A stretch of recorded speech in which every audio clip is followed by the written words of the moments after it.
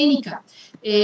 Todos los hospitales, pues cada doctor también tiene a veces su exigencia. A mí me gusta así, pero esos son pequeños cambios, ustedes van a poder adaptar a esto que es general, ¿no? Que está descrito en los libros y todo lo demás.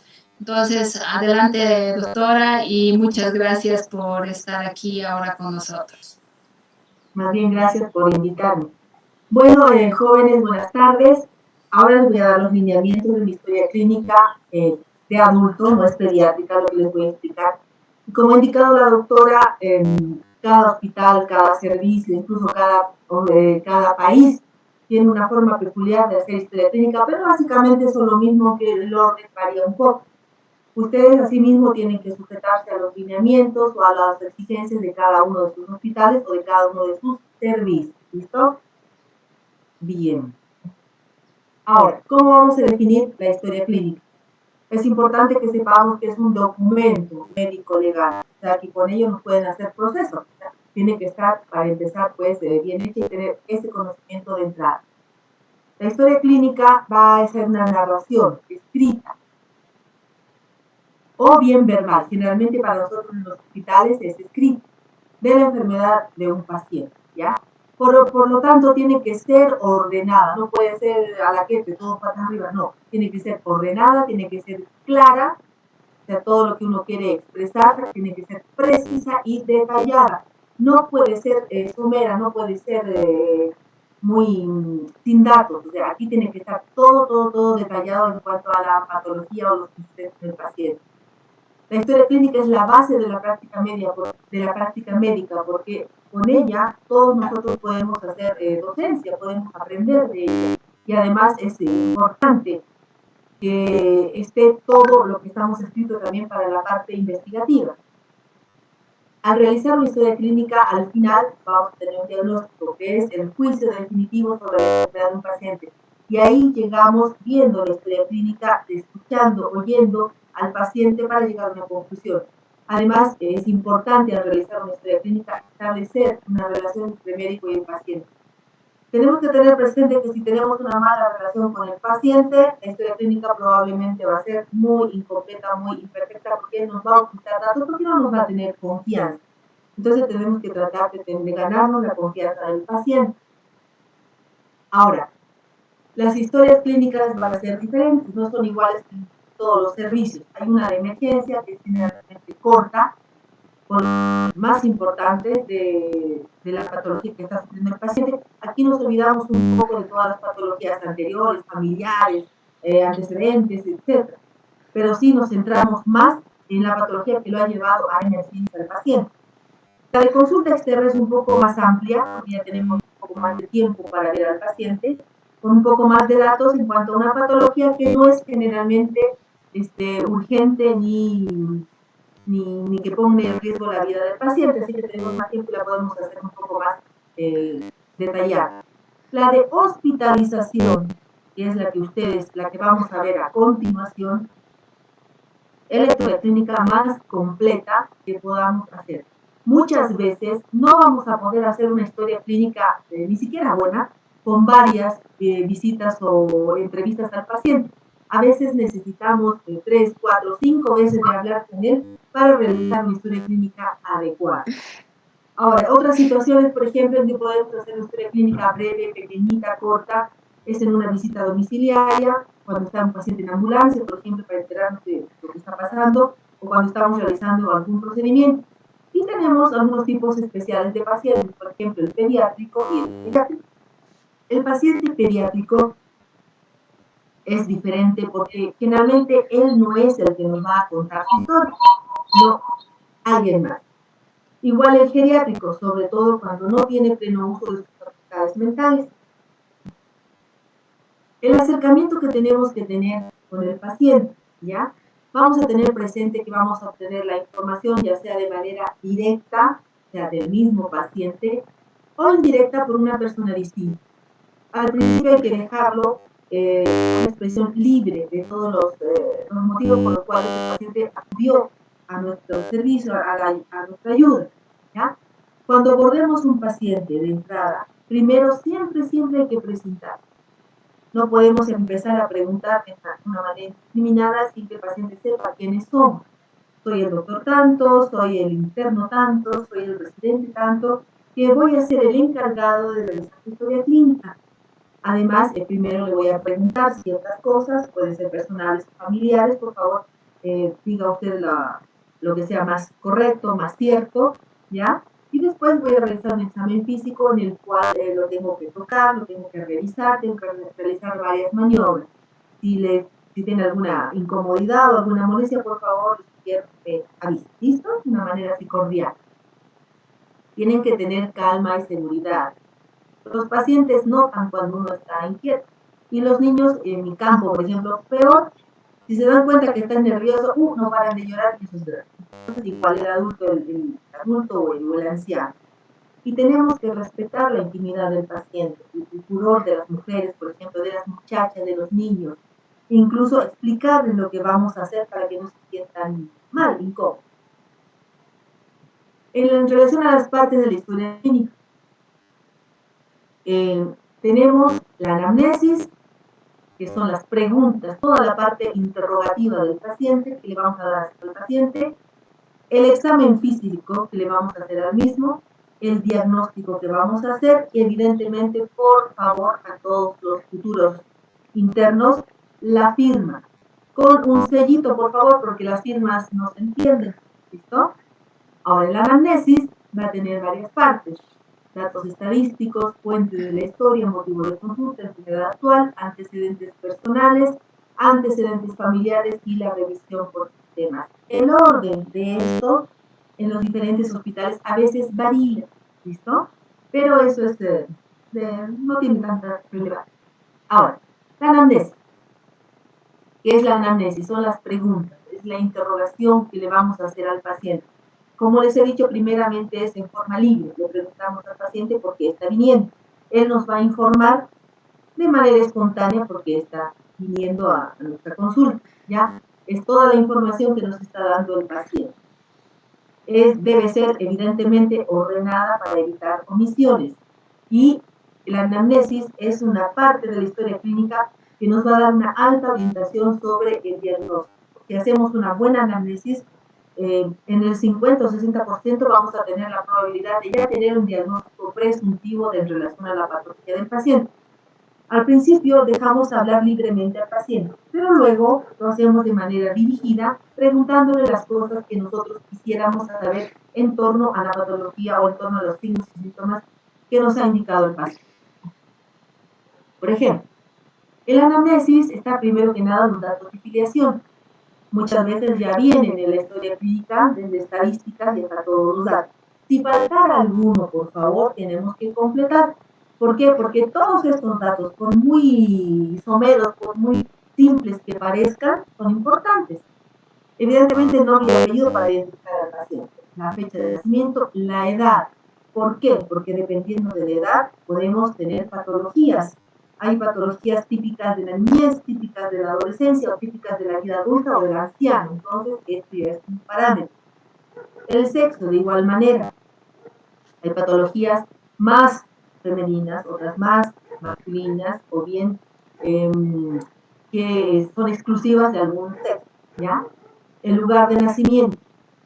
El lugar de nacimiento es importante. Hay lugares que son endémicos de ciertas cosas, de ciertas enfermedades.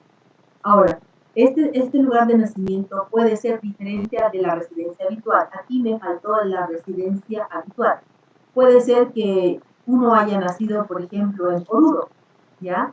Donde es un clima especial, un lugar especial, tiene cierta patología endémica, y que de repente esté viviendo, o sea, su residencia habitual en Santa Cruz. Entonces, ya cambió la posible patología que él podría tener. Incluso tenemos que preguntar acerca de las residencias temporales. Por ejemplo, tenemos pacientes que nos llegan con patologías del oriente o con patologías tropicales, pero el paciente vive a ver, ¿dónde puede ser? Vive en un lugar frío, ¿no? Entonces, ¿de dónde? Entonces preguntamos al paciente y resulta que periódicamente, cada 2 o 3 meses, va pues una semanita o 2 semanitas a un lugar cálido donde podría contagiarse esta enfermedad, por ejemplo. ahora también el domicilio, el teléfono para cualquier tipo de datos que podamos tener. La escolaridad, sabemos que a cuanto mayor educación, bueno, se supone que mayor debería ser nuestra ventaja en relación a la educación y a la salud, ¿no? El estado civil es importante porque así podemos saber, se dice que la persona que está casada con una vida estable es más sana y tiene menos patología o comorbilidad que una persona soltera. Bueno, se dice, no se crea tampoco, ¿ya? Ocupación. Sabemos que ciertas ocupaciones tienen mayor riesgo que otras de enfermarse de ciertas cosas. Por ejemplo, mineros, por ejemplo, personas que trabajan en fábricas en relación a los accidentes, etc. Y la religión. Muchas veces nos hemos topado con el problema de que por la religión no podemos darle ciertos medicamentos, por ejemplo, sangre. Y eso es importante para el paciente y que puede llevarnos a algún tipo de demandas. Que tenemos que tener ese pequeño dato. Ahora, fuente de la historia. ¿Qué? ¿Cuál es la fuente? Pues es la persona de la cual se obtiene la información. En el adulto, generalmente es el mismo paciente. ¿Listo? Pero en otros, sobre todo en pediatría, es otra persona diferente del paciente, porque el paciente pues no habla, evidentemente. Pueden ser los padres, tutores, autoridades, policías, otras personas legales, algún conocido, incluso alguna persona que lo haya encontrado botado en la calle o por ejemplo, de los encargados de los hogares, ¿ya? Entonces, esta es la fuente de la historia, la persona de la cual vamos a obtener la información. Ahora, no solamente es una persona, a veces la fuente de la historia puede ser otra historia clínica de anterior internación, por ejemplo, o una hojita de referencia del hospital tantos, o sea, no siempre es una persona, ¿ya? La anamnesis. En relación al motivo de consulta, tenemos que dejar con la expresión del paciente, o sea, el paciente debe expresarse por lo que está solicitando nuestra atención médica, ¿ya? El paciente les va a decir, bueno, estoy viniendo por tal cosa. O bien, pues les puede decir, estoy viniendo por esto y por esto y por esto, o sea, va a decir un montón de cosas. Entonces, cualquiera de esas vale. Ahora, hay dos maneras de anotar el motivo de consulta. Algunos indican que hay que anotarlo tal cual dice el paciente, y otras personas, otras tendencias dicen que hay que anotarlo en términos médicos. Pero los términos médicos pueden dar lugar a mucho error, a mucha suposición por parte nuestra. Así que es mejor anotarlo de la manera que el paciente lo está expresando, entre comillas. Así sabemos que es textual del paciente. La enfermedad actual, entonces, ¿qué es? Ya sabemos, es una narración, es un cuento, como les digo yo a los internos, es una descripción, pero de lo que le está pasando. Tiene que ser ordenado, detallado, tiene que ser cronológico, no podemos poner lo que pasó hoy día y luego lo que pasó hace 2 días, no. Tiene que tratar de que sea cronológico, de acuerdo a la aparición de cada uno de los signos y de los síntomas. ¿Listo? Es importante que sea ordenada, que sea detallada. Es como una novela, te están contando una novela y tú la estás anotando en forma cronológica, ¿ya? En relación a la enfermedad actual, no solamente son los signos y síntomas que el paciente tiene, también tienen que anotar toda la medicación que haya recibido. Y no solamente la medicación, sino el medicamento, o sea, el nombre, la dosis del medicamento y el tiempo que ha estado tomando. Muchas veces vienen pacientes con una medicación apropiada para su cuadro, pero la dosis está mal o el tiempo está mal. Entonces tenemos la obligación de saber corregir eso, ¿ya? También tenemos que anotar cómo ha respondido a la medicación. Ahora, hay pacientes que nos llegan con exámenes de sangre, exámenes de orina, radiografías, tomografías. Estos exámenes complementarios que he podido realizar también deben incluirse aquí en la parte de enfermedad actual. Por ejemplo, todos los síntomas y signos deben ser desarrollados. Se considera que el dolor es un síntoma cardinal y todos los demás son molestias o síntomas o signos asociados. Por ejemplo, en relación al dolor, que es el síntoma que podemos analizar más completamente, tenemos que averiguar muchas cosas, no es nomás poner, le duele tal parte, mucho, listo, no. Tenemos que indicar las características del mismo, y empezando por acá. La cronología, cuánto dura, cómo empezó, hace cuánto tiempo, por ejemplo. La localización, ¿dónde es? En el brazo, en la cabeza, en la cara, en la pierna, en el abdomen, ¿en qué parte específica del abdomen? De la piel es intenso, es fuerte, duele, o sea, mucho, quema, arde, se retuerce, etc. La cuantificación, del 1 al 10, por ejemplo, ¿cuánto te duele? Por ejemplo, cuando el paciente puede expresar, o bien cuando la mamá es la que va a decirte, te dice, pues llora, se retuerce, le molesta mucho. El mismo paciente te puede decir, no es muy intenso, es poquito, o te puede decir, sí, es muy intenso que me hace llorar. Las circunstancias, cuando aparece, cuando me siento, cuando me acuesto, corro, cuando como, cuando me lo aprieto, cuando respiro, o sea, cualquier circunstancia es cuando aparece este síntoma. ¿Qué factores lo alivian o lo agravan? ¿Cuándo aumenta? Por ejemplo, en las úlceras, aumenta cuando el paciente está sin comer, ¿ya? Y mejora cuando come. En las lesiones articulares, cuando el paciente está quietito, cuando camina, etc. O aumenta cuando, por ejemplo, lo aprieto, o cuando respiro fuerte, y disminuye cuando estoy de barriga o cuando estoy sentada, etc. Entonces, estas circunstancias de factores de alivio o agravación. La propagación. El dolor suele propagarse, suele iniciarse en algún lugar, se propaga, se dirige a otro. Entonces, ¿hacia dónde va? Y la asociación, ¿qué signos y síntomas acompañan a este otro síntoma? Por ejemplo, el dolor, que lo acompaña cefalea, lo acompaña dolor, lo acompaña náusea, lo acompañan vómitos, decaimiento, malestar, etc. Ahora, este análisis que hemos hecho es del síntoma dolor. Por ejemplo, si el niño tiene náuseas, por ejemplo, ¿ya? No le voy a preguntar, pues, localización, eso ya lo obviaré, pero sí le voy a preguntar cronología, la asociación de las náuseas, le voy a preguntar los factores de alivio, dificultades, cuantificación y calidad. Ya no le preguntaré pues, la localización de la náusea y la propagación de las náuseas. Entonces, cada signo y síntoma va a tener sus preguntas específicas para cada uno de ellos, ¿ya? Bien. En relación a los antecedentes personales, tenemos los generales de la infancia, el nacimiento. En los adultos, cuando no tienen problemas de tipo neurológico o motor, esto prácticamente creo que ni lo toman en cuenta, peor el peso al nacer y la dentición, ¿ya? Ni el lenguaje ni nada de eso, porque se considera que el paciente ya ha atravesado esto y a veces no considera necesario. Pero en los niños es muy importante, porque hay patologías muy prevalentes que se desarrollan justo en el momento del nacimiento, ¿ya? Por hemorragia del parto, como el doctor anteriormente ha mencionado, por problemas de la madre en el parto, el tipo de parto, etcétera, cómo ha sido su nacimiento. El peso al nacer sabemos que es diferente de un niño que ha nacido de 2 kilos a un niño que ha nacido de 4 kilos o un bebé que ha pesado 1 kilo. Entonces, eso nos puede dar un pronóstico de vida, de futuro, cómo le ha ido a este paciente. La dentición también, porque nos va a indicar el grado de madurez ósea que va teniendo nuestro paciente, sobre todo los jóvenes, ¿no? La deambulación en marcha para ver el desarrollo psicomotor si ha sido adecuado desde el nacimiento, desde el momento en que el niño comienza a adquirir esta habilidad. El lenguaje que está muy relacionado con la capacidad intelectual del paciente, ¿no? Y el nivel de instrucción alcanzado.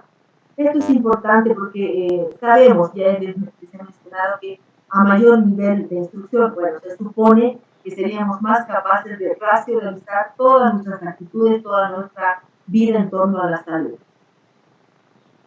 Los antecedentes patológicos, por ejemplo, tenemos las enfermedades de la infancia.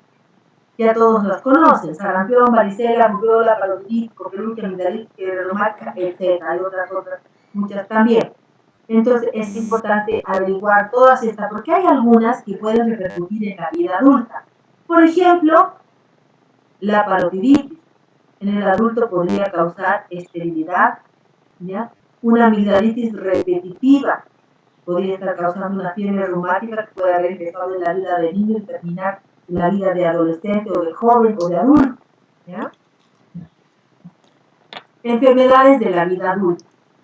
diabetes, que está muy de moda, igual que la hipertensión, las colagenopatías que también estas son enfermedades emergentes. Antes no había tanto, ahora ya hay más, incluyendo las neoplasias y las degenerativas. Estas cada vez van aumentando más. Tenemos que hacer también, entre los antecedentes personales, las hospitalizaciones que haya podido tener. Pero no nomás poner, pues, paciente hospitalizado por apendicitis. Tienen que poner cuándo, dónde fue hospitalizado, cuántos días, cómo fue la evolución del cuadro, si tuvo algún tipo de complicación de todas aquellas hospitalizaciones que haya tenido el paciente. Igual los accidentes, desde la vida de niñitos hasta la vida al momento actual. ¿Por qué? Porque pueden tener repercusión en la vida del momento actual del paciente.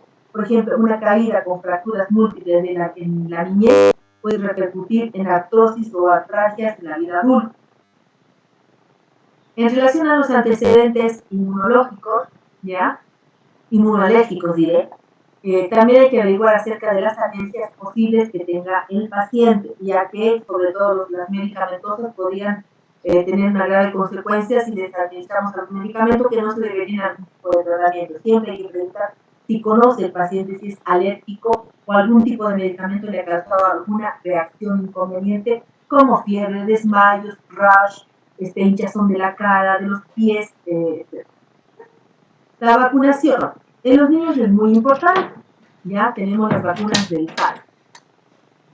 Los que roten pediatría van a ver que en el PAI son un montón de vacunas. BCG, penta, polio, rotavirus, neumococo, la fiebre amarilla, después la SLP, ¿listo? Con sus refuerzos y todo. Y las vacunas de los adultos, ¿ya? Es importante en las diferentes personas, dependiendo de dónde vivan, que tengan, o el trabajo que tengan también, ¿no? Que tengan vacuna de fiebre amarilla, el toxoide tetánico, en pacientes inmunodeprimidos, por ejemplo, que tengan vacuna de neumococo, la hepatitis A y B, dependiendo del trabajo que puedan tener, y la influenza estacional, que es una enfermedad que sí puede ser mortal en varias circunstancias. Ahora veremos cuándo nos llega pues la vacunita del coronavirus, a ver. Luego tenemos en los antecedentes personales los hábitos, que es la alimentación, el apetito que pueda tener el paciente. La alimentación es importante porque últimamente se ha visto un aumento de la obesidad. Y no es solamente preguntarle al paciente, ¿usted come bien? Sí, como bien. ¿Cuántas veces al día? 3 a 4. Ah, perfecto. Tienen que preguntarle qué come, ¿ya? Y la cantidad que come. Es diferente de una persona, por ejemplo, que toma desayuno, almuerzo y cena con bastante verduras, carne en regular cantidad, con hidrato de carbono, a una persona que desayuna pues salteñas, almuerza pique macho y cena pizza, ¿o no? Entonces, este antecedente ya nos puede dar datos de las posibles patologías que pueda tener el paciente, o bien, si ha venido por otra cosa, nosotros tenemos el deber como médicos de aconsejar acerca de una alimentación adecuada. Igual el apetito, hay personas que tienen excesivo apetito que pueden indicar ciertas patologías, o un apetito escaso que también puede indicar otras. La catarsis de posiciones. Hay personas que consideran, por ejemplo, que el estreñimiento es normal. Esto y eso no es normal, evidentemente. Igual la diuresis nos puede indicar patologías presentes. Ejemplo, diabetes. Los hábitos que tenga el paciente, alcohol, tabaco, drogas e infusiones. Por ejemplo, no es pues nomás preguntar, ¿usted toma así de vez en cuando para él puede ser todos los días? ¿Ya? O bien, fuma, sí, fuma de vez en cuando, pues medio paquete al día. Tienen que preguntar sobre esto, desde cuándo empezó a ingerir el tóxico, cuántas al día consume o toma, por ejemplo, y el uso de drogas ya sean legales, que se vuelven ilegales dependiendo del uso, y las infusiones, los mates, los tés, que también pueden provocar algún tipo de intoxicación u otra reacción. Los antecedentes, en otros antecedentes personales tenemos los perinatales. Estos antecedentes perinatales son importantes, sobre todo en los niños pequeños o en los jóvenes, o en aquel paciente que tenga alguna alteración neurológica, motora, sensitiva, etc. ¿Por qué? Porque a veces todo lo que ha pasado alrededor del nacimiento perinatal, como dice aquí, puede ser lo que esté determinando la patología actual, ¿ya? Parálisis, retardos mentales, convulsiones, ataxias, alteraciones de la memoria, síndromes de hiperactividad, etc. Los antecedentes del desarrollo psicomotor. Esto a grandes rasgos lo van a aprender en pediatría, pero también lo pueden aplicar en el adulto. Por ejemplo, preguntar si a la mamá o al familiar sabe a qué edad, por ejemplo, el niño caminó o a qué edad el paciente habló bien. Si te dicen que un paciente habló bien recién a los 6 años, pues cualquiera sabe que eso no es normal. Entonces puede haber pasado alguna cosa que nos puede hacer que investiguemos más acerca de eso. Es importante en los niños, en la clínica pediátrica sobre todo. Los antecedentes ginecológicos y obstétricos. Aquí es importante saber la menarca, la duración, el dolor, si es regular, no es regular, qué síntomas presenta, los obstétricos, partos, abortos, nacido hijos vivos, etc. Aquí también están incluidas el tipo de pareja de la paciente, puede ser homosexual, puede ser heterosexual, puede ser varias parejas, pareja única, lo cual nos puede indicar que el paciente puede tener riesgos de otras patologías, incluso los métodos anticonceptivos que utiliza, porque también estos podrían estar perjudicando la salud de nuestro paciente. Aquí estoy volviendo a recalcar esto, las inmunizaciones, ¿por qué? Las vacunas en los niños son sumamente importantes en pediatría. Es una exigencia del paciente, digo, de pediatría, que tiene que saber, incluso es pregunta de examen, ¿ya? Las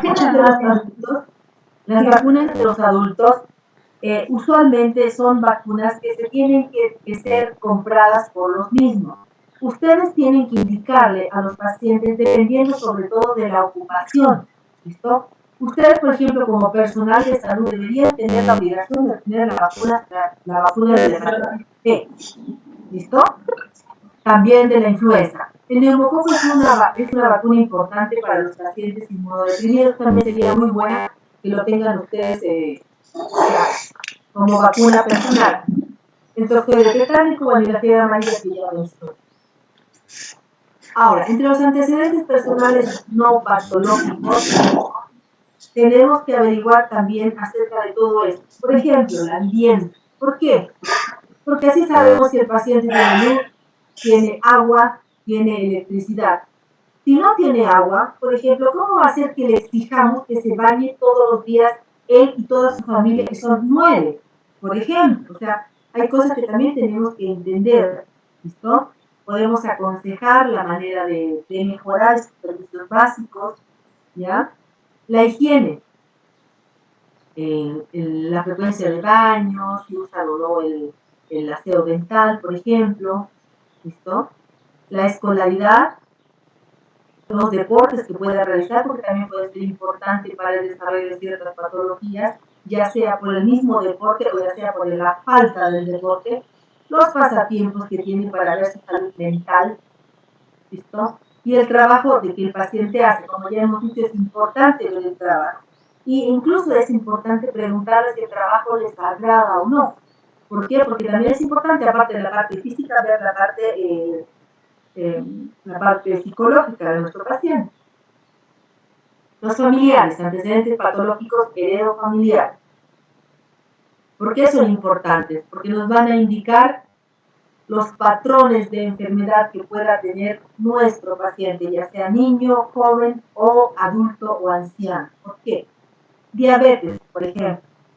¿Tiene un patrón familiar? Sí. Hipertensión, también. Obesidad, también. Entonces, estas enfermedades que vienen de la familia tiene, pueden determinar factores de riesgo para nuestro paciente. Tenemos que averiguar por lo menos los padres, abuelos, hermanos e hijos, ¿ya? Para ver el grupo familiar más cercano de nuestro paciente. Asimismo, tenemos que anotar qué patología es, qué miembros de la familia lo cursan y cómo es el curso actual de la enfermedad. Hay personas, por ejemplo, hay grupos familiares que no consideran a la obesidad como una patología, ¿listo? Más bien el que está delgado es el que está enfermo. Entonces esas cosas tenemos que ver. Ahora, la revisión por sistema son preguntas que va a contestar el paciente, son preguntas dirigidas, son preguntas que van a llenar los vacíos que podamos tener, son cosas que se han olvidado de preguntar o se han olvidado de decirnos los pacientes y tienen que ser de todos los sistemas. Ustedes ya saben esto, ya han hecho esto 1000 veces desde semiología en adelante. Los síntomas generales, como por ejemplo, ha perdido peso, no ha perdido peso, se siente cansado, no se siente cansado, está aprendiendo bien, no aprende bien, qué otras molestias puede tener, por ejemplo, si se siente perseguido para problemas psicológicos, por ejemplo, el sistema respiratorio a veces viene por un problema de piel y se olvidan que tienen tos cada vez que corren o cada vez que se agitan o que periódicamente tienen cuadros respiratorios repetitivos. El sistema cardiovascular en relación a la obesidad, por ejemplo, que es muy importante, el sistema digestivo, preguntarle, por ejemplo, si el paciente no viene por un problema específico digestivo, preguntarle, como ya hemos dicho, la catarsis, la digestión, si se tiene distensión abdominal, si no ha eliminado sangre alguna vez por las heces, etc. Igual con el sistema genitourinario, el endocrino y el sistema neurológico. Ahora, entramos al examen físico. Una vez que hemos terminado de preguntarle al paciente y de interrogarlo como si fuéramos policías, ¿ya? Entramos al examen físico. ¿Qué es esto? Es la parte objetiva de la historia clínica, ¿ya? Objetiva, ¿por qué? Porque vemos, tocamos, olemos, ¿cierto? Las técnicas que vamos a utilizar son inspección, palpación, percusión, auscultación e incluso, chicos, aunque no crean, la olfacción, porque hay cosas que huelen diferentes, ¿listo? Cuando empezamos el examen físico, empezamos siempre con un examen físico general. Es como la introducción al examen físico. En esta parte vamos a ver varias cosas. Por ejemplo, anotamos el aspecto del paciente. Paciente que aparenta una enfermedad aguda o una enfermedad crónica. ¿Listo? O no aparenta enfermedad. Hay pacientes que van por una patología que no necesariamente se nota. Ponte que vaya a ver al médico por un hemangioma gigante que tiene en la espalda, pero tú de verlo lo ves sanito, no tiene cara de enfermo. ¿Listo? Entonces, enfermedad aguda o enfermedad. ¿Qué tipo tiene? Si es asténico, o sea, delgado, alto, flaco, pícnico, bajo, gordito, cuello corto, o atlético, buen desarrollo muscular, tanto acromial como pélvico. ¿Por qué? Porque cada una de estos hábitos, por ejemplo, puede tener tendencia a ciertas patologías, ¿no? La fase, o sea, es un paciente que tiene que aparece una enfermedad aguda de tipo asténico con una facies, ejemplo, dolorosa, o ansiosa, o relajada, o pálida, o rubicunda, o tranquila, ¿listo? La actitud y postura. El paciente ya está derecho, o sea, está con un bastón, o viene sentado, o está en una silla de ruedas. ¿Qué actitud tiene? La deambulación o marcha. El paciente entra, por ejemplo, ya hemos dicho, entra solito, acompañado de alguien, está coordinado, camina en forma incoordinada, bastante, etc. El estado de conciencia está alerta, está somnoliento, irritable o bien en estado de coma. ¿Listo? La piel, ¿cómo se ve? Rosado, tiene pigmentación aumentada en la piel que es visible, se aparenta una turgencia adecuada, por ejemplo. Y el panículo adiposo, ustedes, o sea, sin necesidad de tocar al paciente, solo al verlo, pueden notar un panículo adiposo aumentado, disminuido o bien aparentemente normal. Entonces, su examen físico general, paciente que aparenta una enfermedad aguda, de hábito asténico, con facies dolorosa, viene con un soporte, un bastón, por ejemplo, con una marcha vacilante, ¿ya? Aparentemente está alerta o ligeramente irritable, tiene hiperpigmentación en la piel, ¿ya? Y en buen estado nutritivo porque tiene un buen panículo adiposo. Listo, ese es su examen físico general, la introducción a su examen físico. Luego ustedes van a ver la otra parte objetiva que son los signos vitales. ¿Qué signos vitales tenemos? Pues un montón. Frecuencia cardíaca, pulso respiratoria, presión arterial, temperatura, peso vital. En niños agregamos otros, por ejemplo, como el perímetro cefálico, el perímetro abdominal. Ahora también se está agregando aquí la saturación de oxígeno, ¿no? Saben ustedes que los adultos, los niños, tienen frecuencias cardíacas dependiendo de la edad diferentes, ¿ya? La frecuencia cardíaca elevada o baja va a indicar que hay ciertas patologías asociadas con el pulso. Un pulso fuerte, un pulso filiforme les va a indicar alguna cosa. Igual la frecuencia respiratoria, que un paciente respire 60 veces por minuto, ya les estará diciendo algo. Igual la presión arterial, la temperatura, ¿listo? El peso y la talla son dos signos vitales que son importantes en pediatría. En adultos no lo consideran tan importante, pero sí es bueno saber el peso, por lo menos, para ver en qué estado nutritivo está nuestro paciente, porque ellos no dosifican los medicamentos o los tratamientos en base al peso, en base a unidades como gramo, litros, etcétera. Ahora, al realizar el examen físico segmentario, porque ya hemos visto el general, o sea, cómo nos impresiona el paciente, qué aspecto tiene al verlo así de entradita y tomar los signos vitales, tiene el examen físico segmentario. ¿Listo? En el examen físico segmentario tenemos que tener cierta metodología. Tiene que ser de orden cefalocaudal, ¿ya? Excepto en pediatría, que en pediatría empezamos con la barriguita, porque si no la guagua nos llora y no podemos hacer nada. Pero en el adulto que es consciente, que está lúcido, orientado, y le explicamos qué es lo que vamos a hacer, tiene que ser cefalocaudal, de cabeza a deditos de los pies. Si ustedes son diestros, que es la mayoría, es a la derecha del paciente. Se permite a la izquierda del paciente si el examinador es zurdo. Por favor, siempre el examinador diestro a la derecha del paciente para poder utilizar nuestra mano dominante, que es la derecha. En cambio, el zurdo utiliza la izquierda, que está al revés. ¿Ya? El paciente debe estar en decúbito dorsal, que es la posición más cómoda para realizar nuestro examen, en caso de ser posible.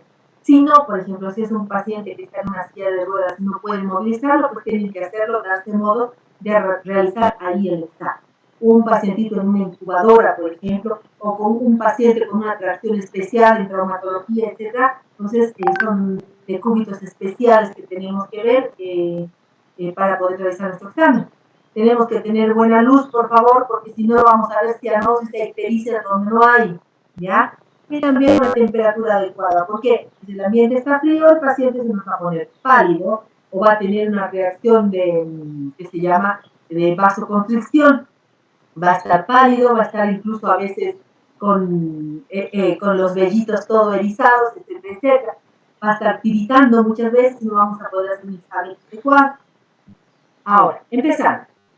Evidentemente hemos dicho cefalocaudal, ¿no? Entonces empezamos por la cara. La cabeza, tenemos que ver la postura, si está recta. O sea, en realidad en el examen físico segmentario, todo es en base a simetría. Si yo tengo un ojo derecho, pues tengo uno izquierdo. Si muevo la cabeza a un lado, pues tengo que moverla para el otro. Si tengo 5 dedos en un lado, tengo 5 dedos en el otro. O sea, todo es simétrico. Las asimetrías no son normales, son patológicas. Claro, las chiquititas que son, bueno, personales, no, pero las asimetrías extremas, por ejemplo, no son normales. La cabeza tiene que moverse, tiene que estar alineada, no tiene que tener ningún tipo de deformidad, ¿ya? Hay personas que tienen deformidades plásticas, es decir, por posición. El paciente puede estar muy acostado mucho tiempo de pequeñito, por ejemplo, de bebé, tiene un aplanamiento occipital o un aplanamiento lateral, pero eso es plástico, es nada más de aspecto, no tiene ninguna repercusión. El cuero cabelludo, tenemos que ver desplazamientos, lesiones, tiene masas, volúmenes, atrofias. También aquí puede haber laceraciones, incluso, ¿cómo se llama?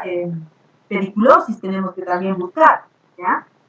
El cabello, la textura, distribución, cantidad, porque esto, aunque sea muy, o se vea que no tiene importancia, podría indicar ciertas patologías, como por ejemplo el hipotiroidismo o la desnutrición. La cara. La cara es el conjunto de toda la faz, ¿no ve?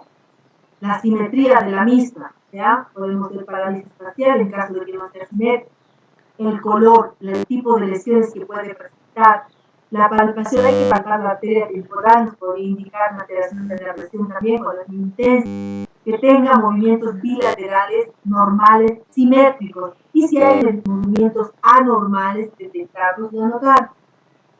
Los ojitos tienen que buscar ustedes, como les he dicho, en todo, simetría, simetría, simetría. Si cierra uno, tiene que cerrar el otro. Si hay un reflejo en el uno, tiene que haber en el otro, ¿ya? Los tres reflejos de fotomotor, consensual y de acomodación. La agudeza visual, por ejemplo, lea lo que está en la pared, o ve ese color, o cuántos dedos le estoy mostrando, por ejemplo. Los movimientos oculares, ver las escleróticas, las conjuntivas, párpados, si existe, que se llama intolerancia a la luz, si existe dolor. Los oídos, igual, simetría, la forma, la implantación, si están implantados normalmente está baja. Las patologías genéticas, como las trisomías, por ejemplo, tienen implantación baja de la oreja. La audición, pueden probar hablándole bajito al paciente, preguntarle si oye ruido, hay algún tipo de lesión en el oído, verificar, por ejemplo, que haya permeabilidad del conducto auditivo, solamente mirando si lo tenemos el otoscopio, si hay salida o no de secreciones, si hay algún tipo de sensibilidad.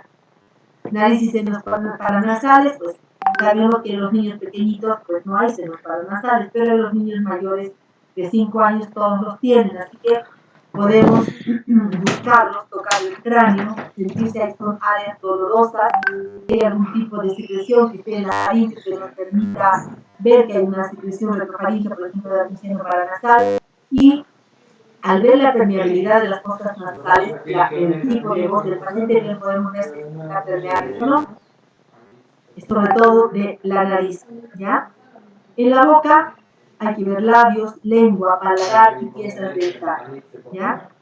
Tenemos que ver la forma, la simetría, los movimientos, las posibles lesiones, el color, incluso. Hay patologías que funcionan con alteraciones del color en la mucosa de la boca, el grado de hidratación.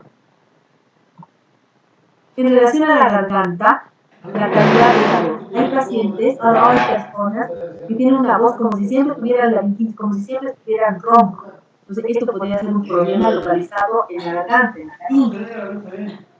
Ver las glándulas salivares, tocarlas, ver el tamaño, si duele o no duele, y si hay alguna secreción inadecuada en las zonas que se supone drenan las glándulas salivares en la boca, en el piso de la boca, en los carrillos.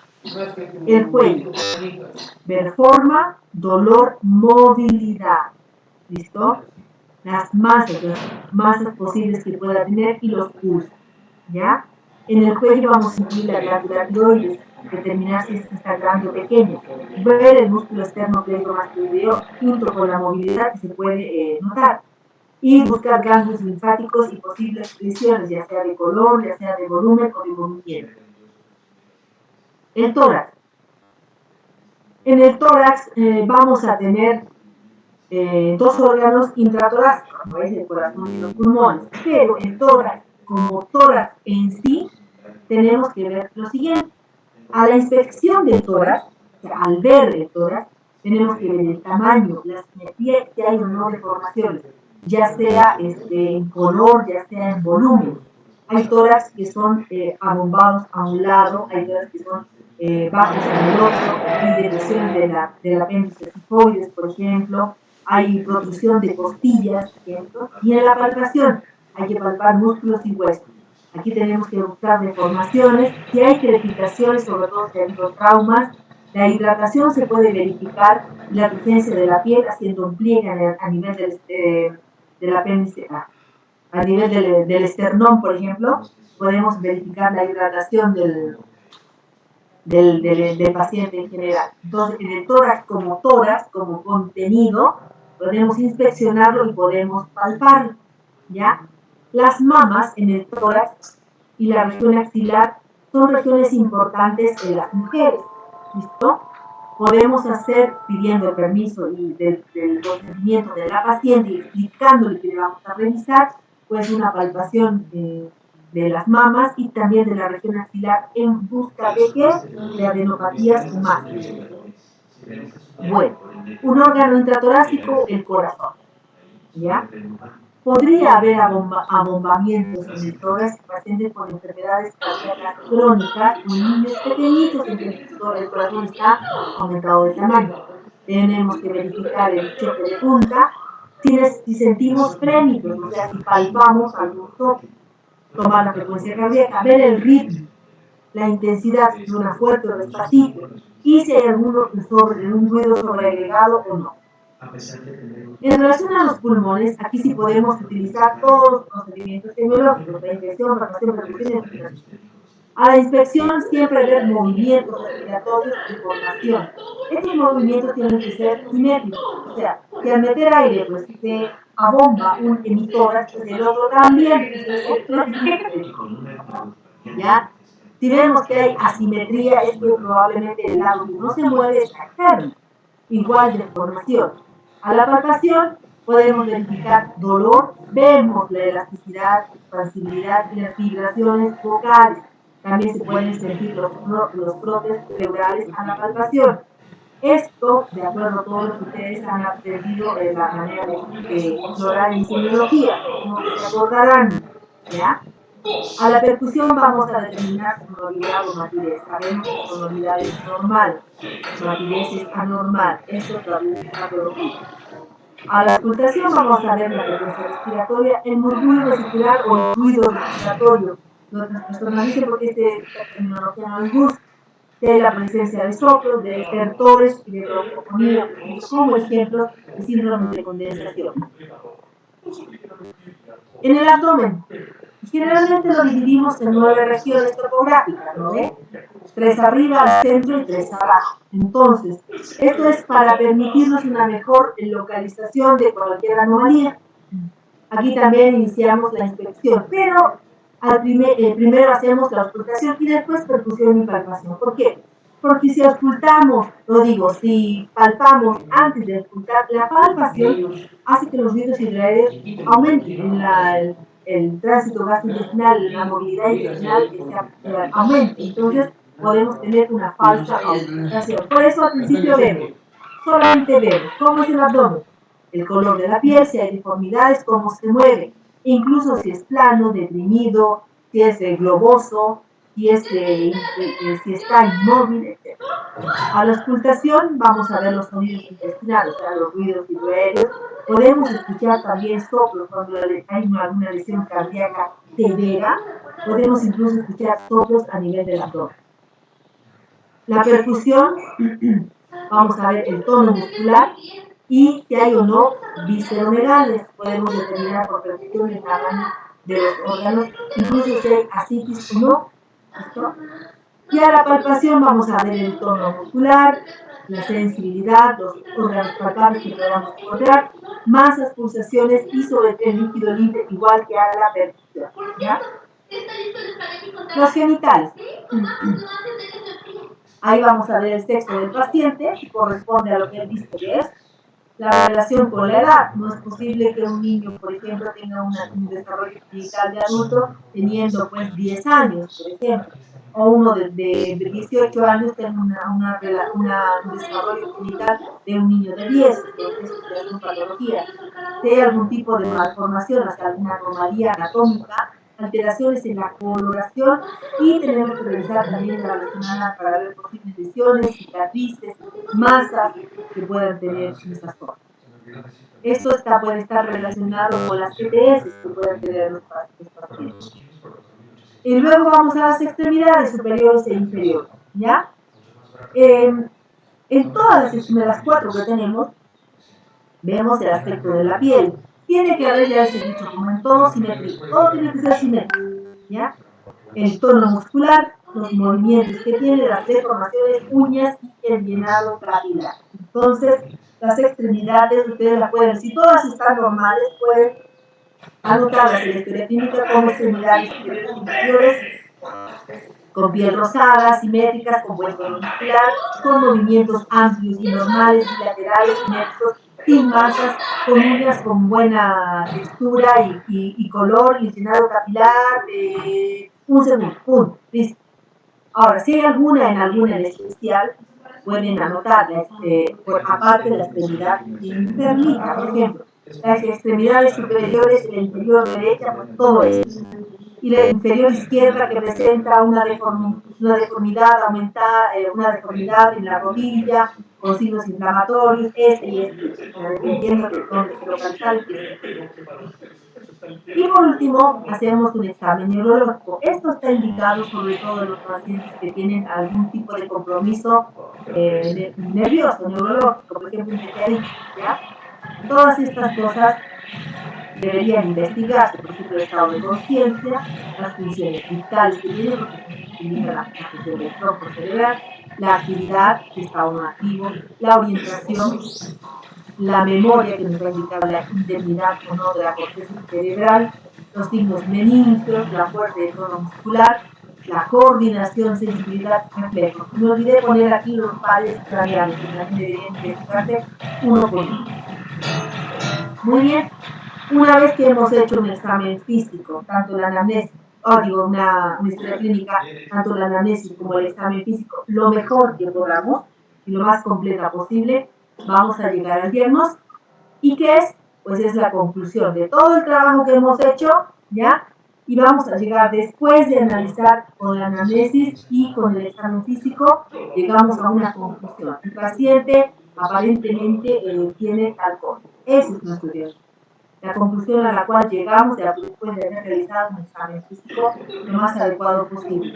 Si son varios diagnósticos, tenemos que colocarlos en orden de importancia. O sea, lo más grave o lo que afectaría más la vida de nuestro paciente, pues primero, y de ahí secuencialmente lo que es importante.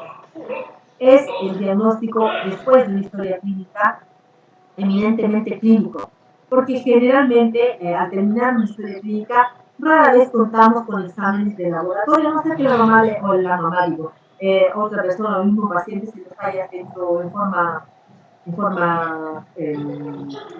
privada y te los trae y te los muestra. Entonces, eminentemente el diagnóstico es clínico. Ahora, una vez que ustedes han realizado la historia clínica completa, han hecho su diagnóstico y evidentemente que tienen que firmar esta historia clínica con un nombre lógico, con un nombre que se pueda leer, y si la firma es ilegible, por favor tengan un sellito para que se sepa quién la hizo, porque es importante, ya sabemos que es un instrumento médico legal. ¿Esto? Ya ingresan a su paciente y el paciente está en la sala. Ahora, una vez que el paciente ingresa a la sala, va a tener sus médicos tratantes diarios que lo van a revisar y tenemos que hacerle evolución. La evolución se la vamos a hacer al paciente dependiendo de la gravedad o dependiendo de la patología que tenga el paciente. Hay pacientes que hay que hacerles evolución cada 2 horas, cada 20 minutos, dependiendo de la gravedad, cada día, 2 veces al día, etc. ¿Ya? Entonces, ¿qué es evolución? ¿Evolución qué significa? Significa cambio, significa desarrollo, significa movimiento, significa variación. O sea que ustedes en una evolución tienen que indicar cómo está cambiando el paciente, qué cosas aparecen, qué cosas mejoran, qué cosas empeoran, qué cosas nuevas han aparecido, etc. Entonces, si ustedes como futuros internos ven su evolución y la evolución de hoy día dice lo mismo de la de ayer y va a decir lo mismo que la de mañana, esa no es evolución, eso es pega y copia, ¿ya? No sirve como evolución. Pero si la evolución de ayer dice estaba así y la evolución de dice mejoró eso y la evolución de mañana va a decir ya no hay, a mí me han mostrado un cambio de ese signo a ese síntoma. Eso es lo que es evolución. Por favor, no caeremos en la rutina de copiar y pegar lo mismo de los días precedentes, ¿no? Ahora, para hacer yo una buena evolución, tengo que conocer a mí. Tengo que saber lo que tiene para saber lo que voy a buscar, los cambios que tengo que apreciar, las cosas que él tiene para que yo pueda anotarlas. Es evidente. Tengo que ver los cambios que experimenta, pero conociendo lo que tenía previamente. ¿Ya? Ahora, una vez que uno va a hacer la evolución del paciente, debemos realizar una pequeña anamnesis diaria. ¿Ya? es, por ejemplo, si yo voy a hacer la evolución hoy día, tengo que preguntar al paciente qué pasó desde ayer hasta ahora que no lo he visto. Él tiene que contarme en caso de un adulto. O en caso de un niño, pues la mamá o la persona que lo cuida. O bien voy a ver las notas de enfermería para ver qué dice, ¿ya? Y tengo que realizar un examen físico. Pero por favor, ojo, el examen físico que yo tengo que realizar diariamente de un paciente no es pues nomás la cosa que está mala. Por ejemplo, no es nomás que le voy a revisar la neumonía que tiene o le voy a revisar solamente el aumento de volumen que tiene en la rodilla o le voy a revisar solamente a ver qué, el llenado capilar porque tuvo una fractura. No, tengo que revisar todo el cuerpito del paciente, hacer un examen físico completo. ¿Por qué? Porque tengo que ver los cambios que va a experimentar, no solo en el área por el cual lo estamos tratando, sino en todas las. Por ejemplo, puede ser un paciente con una fractura de pelvis que está en cama. Yo solamente le reviso la fractura, el llenado capilar y punto. Y de repente el paciente me está haciendo una neumonía. ¿Por qué? Porque está echado ya en la cama un mes y no lo he revisado. ¿Por qué? Porque solamente vino por fractura. No, tengo que detectar todo lo que el paciente tenga. Para eso es un examen físico completo. Yo sé que es engorroso, que todas las veces lo mismo, pero tiene que ser así, ¿no? Ahora, en la evolución todos se deben registrar los cambios positivos o también los negativos que sean relevantes para nuestro paciente. En la evolución no le voy a poner pues cabeza normocéfala, implantación pilosa normal, todos los santos días del mes de internación de mi paciente. Ya sé que es normocéfalo, ya sé que es implantación pilosa normal con la historia clínica de ingreso. Pero si aparece una masa en el suelo cabelludo, eso es nuevo, eso tengo que registrar. O si desaparece la masa, eso también es nuevo y tengo que registrar como un hecho negativo. ¿Listo? Bueno, hay médicos que solicitan tipos de evolución de acuerdo a lo que ellos consideran adecuado. Hay otros que piden de otras maneras. O sea, cada servicio, podríamos decir, es un mundo, y dentro de cada mundo hay también pequeños munditos que son todas las personas que trabajan ahí. Entonces, piden otros como evolución todo lo del paciente, o sea, como una pequeña historia clínica y un pequeño capítulo. ¿Listo? En cambio, otros solamente piden esto, que es una evolución en base a subjetivo, objetivo, análisis y plan. Cuando ustedes, para mí, esta es la manera más adecuada y práctica de hacer, porque nos va a indicar qué tiene el paciente, qué está teniendo y qué apareció, qué desapareció, cómo está nuestro parecer. Cuando ustedes hagan este tipo de evolución, primero que nada, antes de desarrollar esto, van a identificar al paciente. Por ejemplo, ponen Pedro, paciente masculino de 30 años, en su octavo día de internación y quinto día postoperatorio, con los diagnósticos de, y anota los diagnósticos que tiene este paciente. Una vez que han identificado a su paciente, proceden con el SWOT.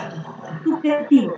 Es todo lo que el paciente les va a contar. Son los datos que él les va a narrar, o bien un familiar, o bien la historia clínica, o bien la enfermera, o bien el interno de turno, o bien el residente. O sea, es todo lo que nos cuenta, todo lo que el paciente te dice, por ejemplo, he dormido bien, estoy tranquilo, no he tenido hambre, ya no hay dolor, me siento mejor, o estoy más despacio, eso es subjetivo.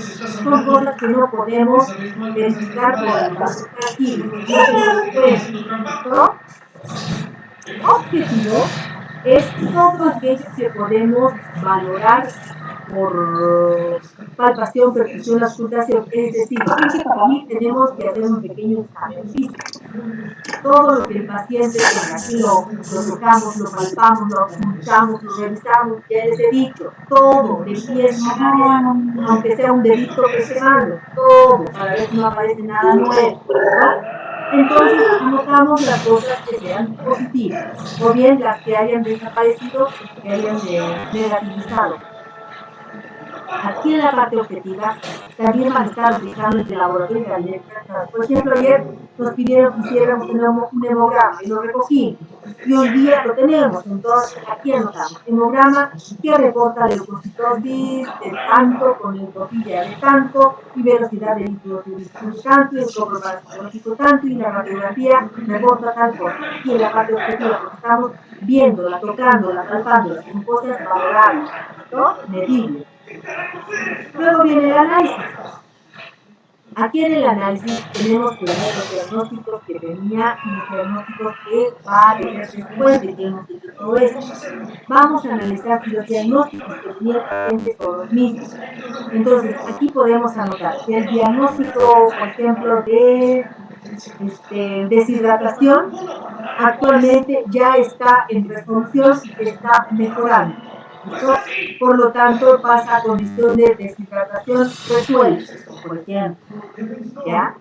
Entonces, si era un paciente que ingresó por apendicitis aguda y ya después de que lo han operado, es postoperado de apendicitis, o sea, son las variaciones, lo que ustedes analizan. Y aquí tienen más que pueden, tienen que agregar alguna observación o impresión que les parezca pertinente. Es decir, aparentemente nuestro paciente está evolucionando favorablemente porque ya no hay datos de deshidratación, porque ya no respira agitado, porque ya desapareció la fiebre, o bien nuestro paciente está yendo de forma desfavorable porque han aparecido que se llama datos de hemorragia, o porque el miembro que han operado se ha puesto negro a nivel visceral. Entonces, ustedes aquí van a apreciar, van a dar su opinión acerca del tipo de evolución que está teniendo su paciente.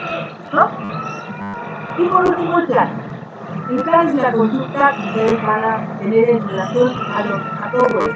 Por ejemplo, si el paciente está yendo todo bien, ustedes pueden poner plan, mantener conducta. Listo, y se acabó el problema. Pero si ven que está empeorando en algo, tipo de plan, pues repetir hemograma, llamar al médico tratante, interconsulta con neurología, iniciar, no sé, tal medicamento, cambio de antibióticos, todo esto el plan en base a lo que su paciente está actualmente. ¿Listo? Bien. Eso es todo lo que les podría decir en base a esta historia. La historia tiene que ser tan amplia, tan grande, tan bonita para hacer. Yo les sugiero que se esmeren en hacer buenas historias clínicas, porque así van a llegar al diagnóstico mucho más fácil, ¿no? No hay mejor cosa que ver, oír, sentir, tocar al paciente, preguntarle para interpretar qué es lo que tiene y llegar a una conclusión final. Mejor médico no es el que usa más exámenes de laboratorio, más exámenes de gabinete hacia diestra y siniestra, sino el que pregunta, el que averigua, el que llega a conclusiones. Acuérdense que primero que nada, que antes que intervencionistas, o sea, con métodos auxiliares de diagnóstico, somos clínicos. Así nos entrena la universidad para ser clínicos y de ahí ayudarnos con los diferentes métodos para poder hacer una mejor conclusión de nuestro paciente y que se vaya bien y que no se muera, ¿no? Entonces, chicos, por favor, esmerarse y hacer buenas historias. Gracias. Si alguien tiene alguna pregunta, por favor. Doctora, yo tengo una duda. Sí. En relación a la evolución, cuando mencionó en la parte del plan, indicó como que en la parte de, o sea, que nosotros como internos podemos poner, por ejemplo, el cambio de medicación, interconsultas, laboratorios, o esa parte la necesitamos al médico que está de cabecera para completarla. Ustedes como médicos de formación tienen todo el derecho, pero no van a poner te cambia antibiótico, van a poner por falta de respuesta al tratamiento antibiótico con ampicilina, por ejemplo, penicilina, después de 3 o 4 días de internación, sugiero revalorar el tratamiento antibiótico y cambiar por otro de mayor aspecto, por ejemplo. Ahora, otra cosa, por haber encontrado, por ejemplo, taquicardia o arritmia que no ha sido verificada anteriormente, sugiero interconsulta con cardiología, suponiendo una lesión cardíaca. Eso, ustedes pueden anotar, muchachos, pero no impongan, sugieran, ¿listo? Toda esta historia clínica, por ejemplo, tiene que ser siempre revisada por su inmediato superior, el presidente. Y si el residente lo firma, aunque ustedes hayan puesto macanas, quiere decir que él está avalando lo que ustedes han hecho. ¿Listo? Y si el médico firma lo que el residente firmó, que hizo, que el interno hizo que era una macana, pues el médico está acelerando, está validando lo que está mal. Así que si el residente, el médico tiene conciencia, lo leerán, lo revisarán y harán, o sea, o corregirán lo que ellos consideren que no está bien. Pero si se los firman, ustedes serían los menos culpables de cualquier problema legal, ¿ya? Pero ustedes pueden sugerir. A veces como médico se nos va. Por ejemplo, tú pones, de, bueno, ya, dele tal cosa, y tal cosa. Pero viene en internet y dice, ¿sabe que doctora no está tolerando la leche? O nunca había tomado leche. Por ejemplo, lo que me ha pasado a mí en pediatría. Y me dice, bueno, ya, dele nomás su leche. Y resulta que no tolera, le fraccionaremos, le digo, ¿no? Por ejemplo, la leche NAN, por ejemplo, la leche de forma. Viene el internet y dice, pero doctora, no le podemos dar leche de vaca, o sea, leche de forma, porque la guagua lo único que toma es materno. Entonces, te hacen notar cosas. Y eso tú lo puedes anotar aquí. Puedes anotar en plan, te sugiere insistir en la lactancia materna y no la artificial, porque el bebé solamente toma leche materna. ¿Entiendes a lo que me refiero? Ustedes pueden sugerir, pueden indicar, pueden mostrar. Ahora, que el médico lo haga ya es problema de él, ¿verdad? No, o sea, no es necesario que ponga, pero tú ya has pensado, ya has tratado de buscar una solución, ¿ya? Sugieran, no hay problema. Por lo menos en el hospital tienen más bien la obligación de sugerir.